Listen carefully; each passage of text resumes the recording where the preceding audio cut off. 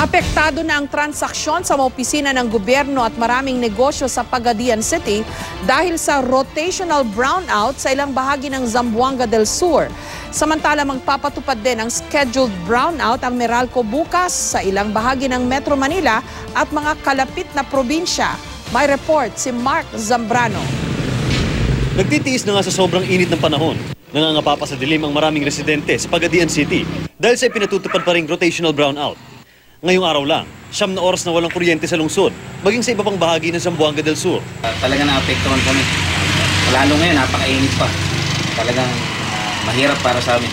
Nitong Marso pa iniinda ng mga residente ang araw-araw na brownout. Kaya ang mga negosyo, apektado na ng husto.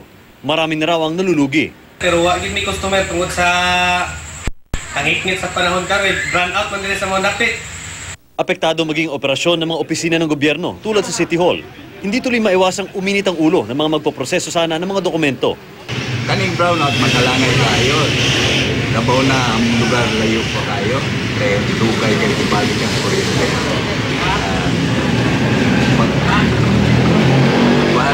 Usap mo rin mo.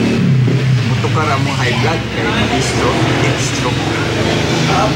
Paliwanag ng mga taga City Hall, gustuhin man nilang mabilis na makapagserbisyo, maging sila walang magagawa. Pagkawala sa kuryente sir, hassle kayo. Madelayed ang atong mga transaksyon asa nga opisina dire. Kapoy kay magpaabot nga ang kuryente dugay mo balik. Then panawagan sa mga nasa panggobyerno o kinsa man nga mga maaksyonan unta ang sige pagkawala ang kuryente dire sa atong lugar. Kaya ako kay nagperwisyo ang ihatag sa atong adlaw-adlaw. Kahit mga ATM, hindi magamit dahil walang backup generator ang mga ito. Ayon sa Zamboanga del Sur Electric Company, kulang na kulang ang nakukuha nilang supply ng kuryente mula sa plantang Therma South Incorporated. Mula sa mga naunang pahayag, inaasahan ngayong araw matatapos ang pagsasaayos ng isang unit ng planta, pero hindi ito natupad.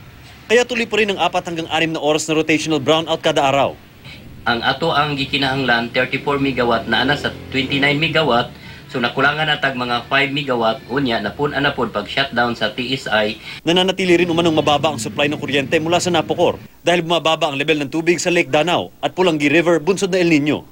Actually, ang National Power Corporation nag-supply na lang sa Samsurico Uno og 3.5 megawatt. Sa una, 12 megawatt na siya. So naapektuhan man sa El Nino phenomenon na nasa 3.5 megawatt ang gisupply sa Napocor sa atua. So nagkagamay. Bukas hanggang sa Biyernes, magkaka-brownout din sa ilang lugar sa Metro Manila at mga kalapit nitong probinsya. Dahil ito sa pagsasaayos ng mga linya ng kuryente at paglilipat ng mga pasilidad.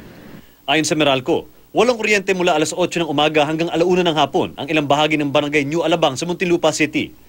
Mula alas 11 ng gabi bukas hanggang alas 4 ng umaga sa Biyernes naman ang brownout sa barangay Mariana, Quezon City. Magkaka-brownout din ang ilang bahagi ng Las Palmas Subdivision at barangay Manggahan sa Bulacan mula alas 10 ng umaga hanggang alauna ng hapon.